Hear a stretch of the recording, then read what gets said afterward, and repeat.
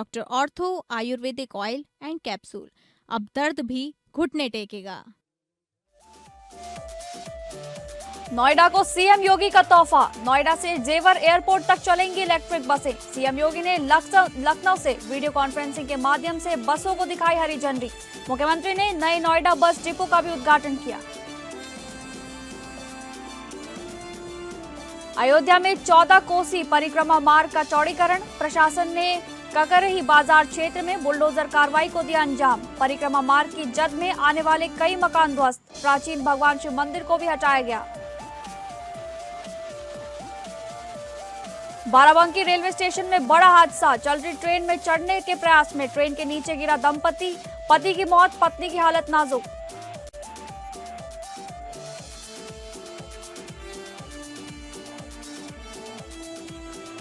नमस्कार, मैं हूं डॉक्टर प्रसून। आज चर्चा उत्तराखंड की समान नागरिक संहिता मॉडल की। मोदी सरकार की नज़र में धामी सरकार की एक बड़ी उपलब्धि समान नागरिक संहिता को उत्तराखंड में लागू करना है, जिससे उत्साहित होकर बीजेपी अब अपने कई अन्य बीजेपी शासित राज्यों में इसे लागू करने के लिए ब्लूप्रिंट तैयार कर चुकी है।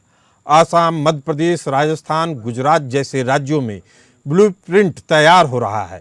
वह उत्तराखंड मॉडल पर आधारित है, लेकिन इसमें क्षेत्रीय सामाजिक जटिलताओं का भी ध्यान रखा जा रहा है। आपको बता दें कि भारत में उत्तराखंड को पहला राज्य बनने का गौरव मिला है, जिसने स्वतंत्रता के बाद पूर्ण रूप से समान नागरिक संहिता को धरातल पर उतारा। धामी सरकार ने विवाह, तलाक और संपत्ति और उत्तराधिकार में महिलाओं को समान अधिकार देकर इसे एक मिसाल की तरह से पेश किया। वहीं लिव इन रिलेशनशिप का अनिवार्य पंजीकरण भी महिलाओं के स्वतंत्रता के साथ उन्हें सुरक्षा भी देता है। उत्तराखंड में कई अनुसूचित जनजातियों जैसे थारू, जौनसारी, बोक्सा आदि को इस कानून से बाहर रखा गया है। पूर्वोत्तर और मध्य भारत के आदिवासी समाजों को संविधान की 6ठी अनुसूची और अनुच्छेद 371 के तहत विशेष सांस्कृतिक संरक्षण प्राप्त है। असम, मध्य प्रदेश, राजस्थान, गुजरात जैसे राज्यों में जो ब्लूप्रिंट तैयार हो रहा है वह उत्तराखंड के मॉडल पर आधारित है, लेकिन इसमें क्षेत्रीय सामाजिक जटिलताओं का भी ध्यान रखा जा रहा है। हालांकि देश के एक बड़े हिस्से को इस कानून से बाहर रखना पड़ता है, तो समान नागरिक संहिता की मूल वैचारिक अवधारणा पर भी सवाल उठता है। मोदी सरकार इसीलिए एक मुश्त केंद्रीय कानून लाने के बजाय राज्य दर राज्य रणनीति पर काम कर रही है। विपक्ष और पर्सनल लॉ बोर्ड इसे देश की विविधता के खिलाफ बताते हैं, जबकि सत्ता पक्ष इसे एक देश एक कानून का अंतिम पड़ाव मान रहा है।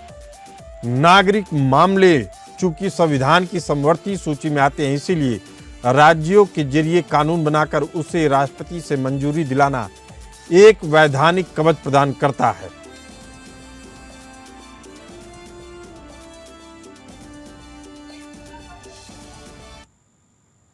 समान नागरिक संहिता को राष्ट्र की अखंडता, संप्रभुता और संवैधानिक एकरूपता के चश्मे से देखना इस विषय का सबसे महत्वपूर्ण आयाम दिखाता है।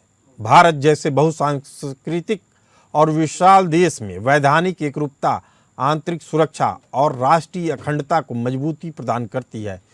यूसीसी को ऐतिहासिक तथ्यों और विधिक तर्कों के साथ समझना आवश्यक है।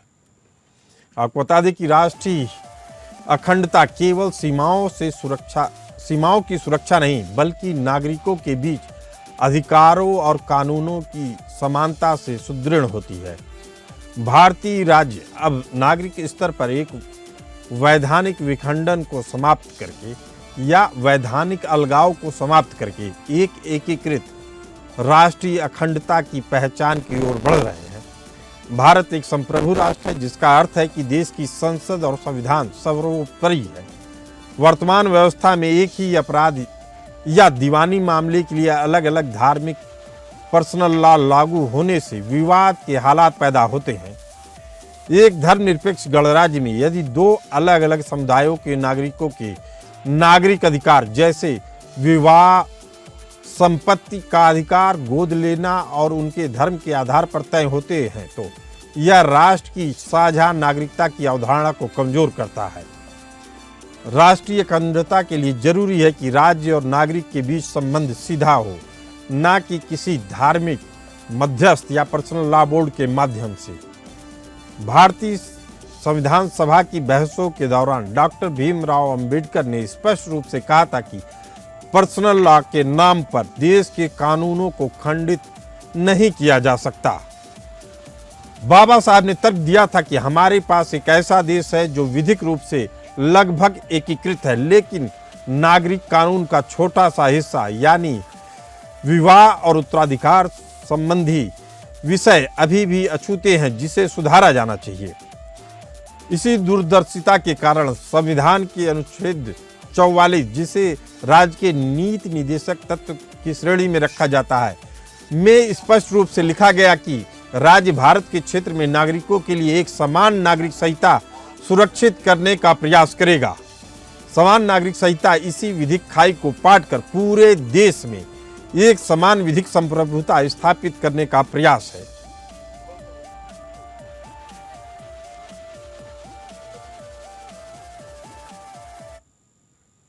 भारत की न्यायिक अखंडता को बनाए रखने के लिए देश की सुप्रीम कोर्ट ने कई बार केंद्र सरकारों को फटकार लगाई। यूसीसी की आवश्यकता को राष्ट्रीय अखंडता से सुप्रीम कोर्ट ने जोड़ा।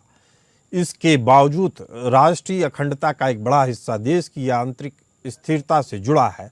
अलग अलग पर्सनल लॉ बोर्ड के अस्तित्व ने दशकों तक वोट बैंक और तुष्टीकरण की राजनीति को खाद और पानी दिया, जिससे सामाजिक ध्रुवीकरण बढ़ता जा रहा है। इसी मुद्दे पर चर्चा करने के लिए हमारे साथ मौजूद हैं उमेश चतुर्वेदी जी, एडवाइजर प्रसार भारती, शादाब शम्स, चेयरमैन उत्तराखंड वक्फ बोर्ड, और डॉक्टर मोहम्मद अमीन साहब, पॉलिटिकल एनालिस्ट। आप तीनों मेहमानों का बहुत बहुत स्वागत है।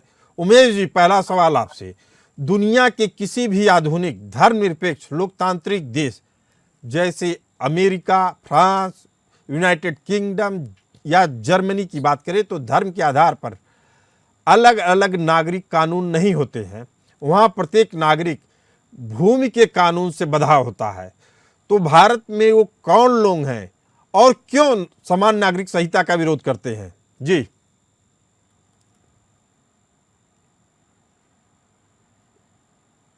ये सवाल किससे है प्रसून जी? आपसे है। मुझसे है जी, ऐसा है कि भारत में चूंकि आप देखेंगे कि हमने जो धर्मनिरपेक्षता का सिद्धांत अपनाया और आपने अपनी जो मुख्य भूमिका जब रख रहे थे तो उसमें डॉक्टर बाबा साहब अम्बेडकर को कोट किया, उनको उद्धृत किया, तो हमने जो इस दोनों के बीच में कंट्राडिक्शन रहा है, तो हमने जो धर्मनिरपेक्षता की भावना को अपनाया तो उसको लेकर के हमने धार्मिक समूहों को अपने अपने कानूनों को मानने की इजाजत दी। लेकिन ये कानून जो है आप देखेंगे कि समानता के सिद्धांत के ठीक विपरीत होते हैं और आधुनिक लोकतांत्रिक व्यवस्था में ये संभव ही नहीं है कि एक कानून एक व्यक्ति के लिए अलग हो और दूसरे व्यक्ति के लिए दूसरा कानून। तो मुझे लगता है कि ये अपने यहाँ जो एक शुरू से ही धर्मनिरपेक्षता के नाम पर कुछ खास तरह के तुष्टीकरण की व्यवस्था रही है, उसने इस तरह से चीजों को आगे बढ़ाया था। और एक लेकिन देखिए कि भारत का ये हिस्सा रहा है, ठीक है कि वो अंग्रेज सरकार का अंग्रेजी शासन का हिस्सा नहीं रहा गोवा, लेकिन वहां तो हमारे समझ से सबसे पहले मतलब 1867 से ही समानता का सिद्धांत लागू रहा है। तो भारत में भी ये कहना कि सिर्फ पूरे भारत में ऐसा नहीं था, ऐसा ही था, तो ऐसा नहीं था। और आप जानते हैं कि अंग्रेजी शासन ने बांटो और राज करो की नीति के आधार पर ही शासन व्यवस्था चलाई है। तो कहीं ना कहीं जो अपने यहाँ जो एक ऐतिहासिक पृष्ठभूमि है इसकी, उसकी एक बड़ी वजह रही है कि हमारे यहाँ कानून अलग अलग रहे। लेकिन आप देखेंगे कि आजादी के तुरंत बाद ही लेकर के बहुत सारी चीजों को लेकर सवाल उठना शुरू हो गए थे। और भारत में तो सबसे पहला सुधार अगर देखेंगे तो हिंदू कोडविल में होता है कि हिंदुओं के जो विधवाओं को लेकर के था या बाल विवाह को लेकर के था, सबसे पहला सुधार होता है। लेकिन दूसरे समुदायों में यह सुधार बाद में होता है, जिसे हम आज यूसीसी या यूनिफाइड सिविल। लेकिन उमेश जी, इसका विरोध आज भी हो रहा है। हमारे साथ मौजूद हैं शादाब शम्स जी। आलोचकों और अल्पसंख्यक संगठनों का आरोप है कि यूसीसी के नाम पर बहुसंख्यक समाज के रीति रिवाजों को ही वैधानिक तौर पे बाकी समुदायों पे थोप दिया जाएगा। इस आशंका को दूर करने के लिए, इस कानून को पूरी तरह से धर्मनिरपेक्ष और निष्पक्ष बनाए रखने के लिए क्या ठोस विधिक सुरक्षा उपाय किए गए हैं? जी देखिए, सबसे पहले तो उत्तराखंड में क्योंकि यूसीसी लागू हो गया है और युवा मुख्यमंत्री पुष्कर सिंह धामी सरकार ने जिस जिम्मेदारी के साथ जो कमिटमेंट किया था उसे फुलफिल किया। जी मैं उस पूरी ड्राफ्ट कमेटी से मिला। पूरी ड्राफ्ट कमेटी जो यूसीसी बनाने वाली थी उसने लोगों से, मुस्लिम उलेमाओं से, मुस्लिम इंटेलेक्चुअल से, मुस्लिम लॉयर्स से, सब लोगों से डिस्कशन किया। अलग अलग मजहबों के अलग अलग लोगों से बातचीत की और तब जाके ये ड्राफ्ट तैयार हुआ। और फिर प्रदेश के अंदर हम सबने देखा कि यूसीसी लागू हुआ। 1 साल से अधिक यूसीसी को लागू हुए हो गया है। मैं ये मानता हूं कि यूसीसी उभरते हुए भारत, विकसित भारत की ओर एक सधा हुआ कदम है, जिसकी परिकल्पना जब देश की आजादी के बाद हमारी जिस तरह से बताया भी गया, जो सभा थी, संविधान सभा, उसमें भी इसकी एक लाइन रखी गई थी कि भाई ये जरूर है कि एक जैसा कानून सबके लिए हो, बराबरी का अधिकार, इसमें सबके कस्टम्स को भी ध्यान में रखा गया है। यानी कि जैसे मान लीजिए, क्योंकि मुसलमानों का विरोध ज्यादा आता है कि मुस्लिम समाज का एक व्यक्ति जो अपनी बेटी की या बेटे का पहले से शादी करता था वैसे ही शादी करेगा, अपने कस्टम्स के हिसाब से निकाह करेगा, लेकिन उस निकाह को रजिस्टर्ड कराएगा। तो जब निकाह को रजिस्टर्ड कराएगा तो अब जो भी कुछ होगा वो सबको रजिस्टर्ड कराना पड़ेगा। तलाक भी रजिस्टर्ड होगी और निकाह भी रजिस्टर्ड होगा। दूसरा, ये लोग कहते हैं कि ये वायलेशन है इस्लामिक लॉज का। बिल्कुल नहीं है। अगर इस्लामिक लॉज का वायलेशन होता तो आप बताइए, अमेरिका में भी यूसीसी लागू है, जितने विकसित देश हैं दुनिया के, चाहे वो शादाब संत जी, इसी कारण से आप और उत्तराखंड पूरे देश के लिए मिसाल बन रहे हैं। डॉक्टर मोहम्मद अमीन हमारे साथ मौजूद हैं। संविधान के अनुच्छेद 44 को राज्य को पूरे देश में समान नागरिक संहिता लागू करने का निर्देश देता है, जबकि अनुच्छेद 25 हर नागरिक को धार्मिक स्वतंत्रता और अपने रीति रिवाजों का पालन करने का अधिकार देता है। राष्ट्रीय अखंडता के हित में दोनों अनुच्छेदों के बीच जारी इस संवैधानिक अंतर्विरोध को कैसे देखते हैं आप, डॉक्टर मोहम्मद अमीन? देखिए, हमारे देश की जो आजादी हुई, उस आजादी के अंदर हिंदू, मुसलमान, सिख, ईसाई सभी धर्म के लोगों ने भाग लिया देश को आजाद कराने के लिए। और जहाँ तक आर्टिकल 44 का सवाल है, उसमें नागरिक को समान अधिकार देने की बात करता है। एक अच्छा बात है जो कि हमारे संविधान के अंतर्गत डॉक्टर बाबा साहेब अम्बेडकर ने रखी थी, जो आर्टिकल 24 निहित है। अब आप देखेंगे उसी के अंदर आर्टिकल 25 भी है, जो हर धर्म को समान अधिकार देने का वादा करता है, जिसमें कि चाहे मैरिज एक्ट हो या उनका रहन सहन हो या खान पान हो या उनका अपना एक स्टाइल है, उस हिसाब से उनको आजादी देता है। तो हम समझते हैं कि जो यूसीसी आप ला रहे हैं पूरे देश के अंदर, तो ये बहुत सोची समझी नीति है। और ये दूसरे देशों को देखिए, जैसे कि आप जाएंगे अमेरिका, मैं भी जा रहा हूँ, अभी लंदन जा रहा हूँ इसी महीने, तो आप ये देखेंगे कि वहां पर सिर्फ एक आदमी कहलाता है कि मैं किसी भी कास्ट का हो, कुछ हो, लेकिन उसको एक ही बात कहनी पड़ती है कि हम अमेरिकन हैं, हम फ्रांसीसी हैं और हम लंदन के हैं, यानी हम ब्रिटिश हैं। और उनका पासपोर्ट भी ये सभी तरह, इससे हमारे यहाँ हर चीज है, पासपोर्ट भी ये सभी चीजें हैं। तो हम क्यों ना ये कहें कि हम इंडियन हैं? इंडियन कहने के लिए बेहद अहम बात, बेहद अहम बात। शायद इसी भावना को पूरा देश आज स्वीकार करने के लिए तैयार बैठ रहा है। उमेश चतुर्वेदी जी, नागरिक मामले संविधान की समवर्ती सूची में आते हैं, जिससे राज्यों को अपने सामाजिक परिवेश के अनुसार कानून बनाने का अधिकार है। यदि ब्लूप्रिंट के तहत अलग अलग राज्य जैसे उत्तराखंड, मध्य प्रदेश, राजस्थान, असम, गुजरात अपने अपने हिसाब से अलग अलग प्रावधानों वाला यूसीसी लाते हैं, तो क्या इससे देश में एक समान कानून के बजाय राज्यों के स्तर पर नया विखंडन पैदा नहीं होगा? नहीं, मुझे लगता है कि विखंडन पैदा नहीं होगा, क्योंकि हम जब हमारे यहाँ जो आप देखेंगे कि इतना बड़ा विशाल देश है, सब एक समुदाय, मैं उदाहरण के लिए हिंदू समुदाय को ही रख लेता हूँ। कश्मीर के हिंदू समुदाय की रिचुअल्स, रस्म परंपराएं कुछ अलग हैं, उत्तर प्रदेश के हिंदू समुदाय के रिचुअल्स और परंपराएं कुछ अलग हैं। जैसे आप जानते हैं कि मैं तो पूर्वी उत्तर प्रदेश से आता हूँ, भोजपुरी में बोलते हैं कि वेद और लवेद, मतलब एक लवेद का मतलब है लोक। तो जो लोक है वो स्थानीय होता है। मुझे लगता है कि जो समवर्ती सूची में हमारे विद्वान संविधान रचयिताओं ने इस व्यवस्था को रखा था तो यही सोच करके रखा था कि जो लोक की परंपराएं हैं ना, स्थानीय स्तर पर राज्य उनका संरक्षण करेगा। तो मुझे ऐसा नहीं लगता है कि जब हम धोती पहनते हैं या पैंट पहनते हैं या कोई वेस्ट पहनता है तो इससे ऐसा नहीं होता कि हम एक दूसरे से अलग दिखते हैं और एकदम से विच्छिन्न हो जाते हैं, अलग अलग भाव पैदा होता है। तो ऐसा नहीं होगा। मुझे लगता है कि मूल भाव समान नागरिक संहिता होगी, लेकिन जो लोक और रस्म और परंपरा, स्थानीय जो रिचुअल्स हैं, स्थानीय जो चलन हैं, मतलब उसके आधार पर राज्य अपने अपने हिसाब से कुछ विशेष प्रावधान करेंगे। चलिए ठीक है, अहम बात है उमेश जी। राष्ट्र लेकिन तब तक अखंड और मजबूत नहीं हो सकता है जब तक उसकी आधी आबादी यानी महिलाएं व्यक्तिगत कानूनों के नाम पर भेदभाव का शिकार होती रहें। 3 तलाक की समाप्ति, बहुविवाह पर पूर्ण प्रतिबंध, संपत्ति में बेटियों को समान अधिकार देना देश की हर महिला को मुख्य धारा से जोड़ता है, जो मजबूत राष्ट्र निर्माण के लिए अनिवार्य है। चर्चा कर रहे हैं उत्तराखंड के समान नागरिक संहिता मॉडल की, जो पूरे देश में लागू किया जा रहा है।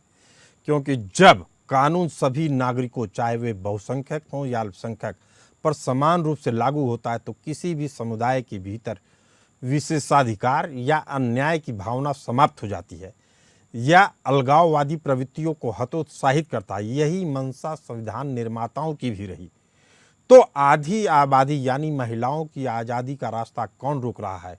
शायद आप समझी चेयरमैन उत्तराखंड वक्फ बोर्ड के, उनसे इसका जवाब चाहेंगे। जी प्रसून भाई, देखिए आज तो मुस्लिम बहनें, मुस्लिम बेटियां धन्यवाद करें प्रधानमंत्री मोदी सरकार का, और लगातार कह रही है कि भाई हमें बराबर हक दिया, प्रॉपर्टी में बेटियों को बराबर की हिस्सेदारी मिलेगी। और मैंने पहले बताया कि 3 तलाक कुप्रथा, हलाला जैसी कुप्रथा अब समाप्त हो गई है। एक व्यक्ति बहुविवाह नहीं कर पाएगा। अभी शादी करता है, आपका चलता है तो चलाइए, नहीं चलता है तो संबंध विच्छेद करके तो पुनर्विवाह कीजिए। ये नहीं चलेगा। एक बीवी रखी है, दूसरी ले आया हूँ, तीसरी ले आया हूँ, पहली वाली को बाहर निकाल दिया है, वो दूसरी शादी भी नहीं कर सकती, उसको तलाक भी नहीं दे रहा हूँ, तो गुंडागर्दी समाप्त हुई है कहीं ना कहीं। तीसरा, मैं ये मानता हूँ कि जो अभी अमीन साहब भी कह रहे थे कि विदेशों में वहां भी तो मुसलमान रह रहे हैं। क्या लंदन में मुसलमान नहीं है? क्या अमेरिका, इंग्लैंड, फ्रांस, जर्मनी में मुसलमान नहीं है? पूरी दुनिया में जहां जहां मुसलमान है और विकसित देशों में है, वहां सब लोग एक ही विवाह करते हैं। तो ये इस्लाम का जरूरी हिस्सा नहीं है कि आपने अगर बहुविवाह नहीं किया तो आप मुसलमान नहीं रहेंगे। ऐसा तो कहीं नहीं है। आप एक विवाह करके भी मुसलमान रह सकते हैं, बिना विवाह किए भी मुसलमान रह सकते हैं। और आपको जो दूसरी बात कहते हैं कि भाई 3 तलाक, अगर आप 3 तलाक, आपको तलाक देना है तो आप 3 तलाक नहीं देंगे। आपके बीच में समन्वय स्थापित हो सकता है। आप रजिस्टर्ड कराएंगे, किसी से झूठ नहीं बोलेंगे, छल नहीं करेंगे, तो शादी करेंगे तो भी रजिस्टर्ड, डाइवोर्स करेंगे तो भी रजिस्टर्ड। यानी सारी कोशिश, सरकार की सारी मंशा मुसलमान महिलाओं को, या कहा जाए देश की महिलाओं के सशक्तिकरण की, उनकी मंशा साफ है। मोहम्मद अमीन साहब, उत्तराखंड मॉडल राष्ट्रीय ब्लूप्रिंट की बात कही गई है, लेकिन उत्तराखंड ने अपनी यूसीसी से स्थानीय जनजातियों को बाहर रखा है। यदि देश के बड़े हिस्से और पूर्वोत्तर के राज्यों को उनकी विशिष्ट सांस्कृतिक पहचान के कारण इस कानून से बाहर रखना पड़ता है, तो क्या एक देश एक विधान के जरिए राष्ट्रीय अखंडता का दावा वैचारिक रूप से कमजोर नहीं होगा? प्रसन्न जी, आपकी बिल्कुल बात सही है। जहां तक सवाल है कि आर्टिकल 44 पूरे देश में लागू करना, यानी यूसीसी को लागू करने की बात है, तो मैं समझता हूँ और देखा जाए तो ये फिर भेदभाव होगा।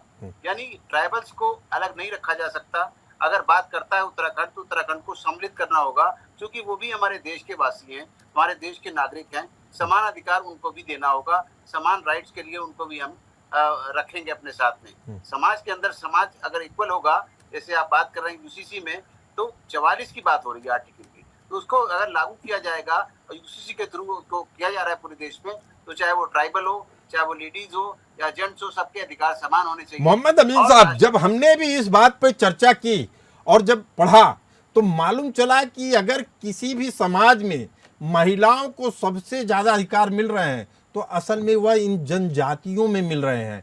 वो ऑलरेडी अपने आप से बहुत ज़्यादा स्वतंत्र हैं, इसी के कारण से इनके मामलों को छेड़ा कम जा रहा है। लेकिन जहां ज़रूरत है, जैसे साहबानो मामला 1985 का था, इस ऐतिहासिक मामले में सुप्रीम कोर्ट ने कहा था कि यह खेद का विषय है कि संविधान के अनुच्छेद 44 को केवल डेड लेटर मानकर आप कोई भी काम नहीं कर रहे हैं। अदालत ने स्पष्ट टिप्पणी की थी कि एक समान नागरिक संहिता राष्ट्रीय अखंडता के उद्देश्य से बनाई गई थी, क्योंकि यह वफादारियों के विरोधाभास को समाप्त करती है। उमेश चतुर्वेदी जी, कितनी बड़ी टिप्पणी थी ये टिप्पणी कितनी बड़ी थी, इसी से अंदाजा लगाइए कि उसको रोकने की कोशिश हुई, उस पर एबॉलिश करने की कोशिश हुई तो भारत की राजनीति वहीं से बदलनी शुरू हो जाती है। जो आरिफ मोहम्मद खान साहब जो उसके विरोध में राजीव मंत्रिमंडल से पहली बार, क्योंकि वो सुप्रीम कोर्ट की टिप्पणी को ही बदलने की कोशिश थी, उस फैसले को ही बदलने की कोशिश थी और संविधान संशोधन लाया गया, तो उसके खिलाफ उस जमाने के समाज कल्याण राज्य मंत्री आरिफ मोहम्मद खान ने इस्तीफा दिया था।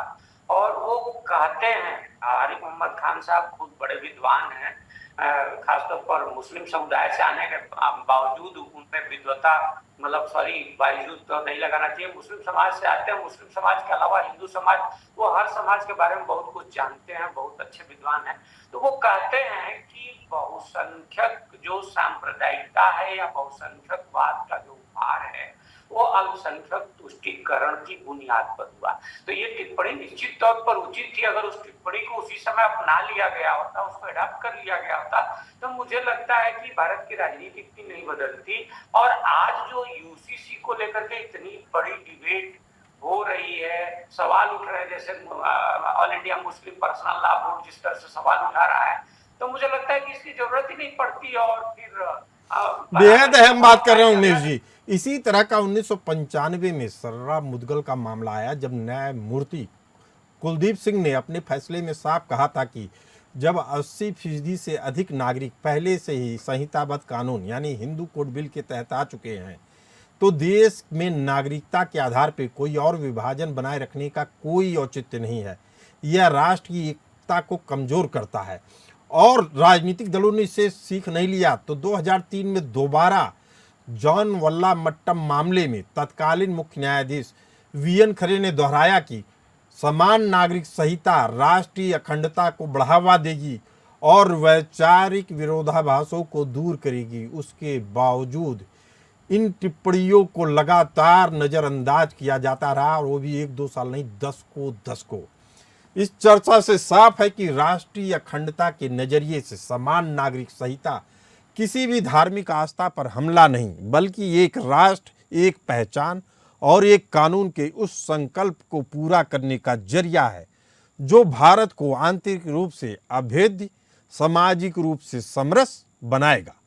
वैधानिक समरूपता ही वह गोद है जो भारत की सांस्कृतिक विविधता को एक मजबूत प्रशासनिक सूत्र में पिरो सकती है। आप सभी मेहमानों का इस चर्चा में शामिल होने के लिए बहुत बहुत धन्यवाद। फिलहाल मुझे भी दीजिए इजाज़त। नमस्कार।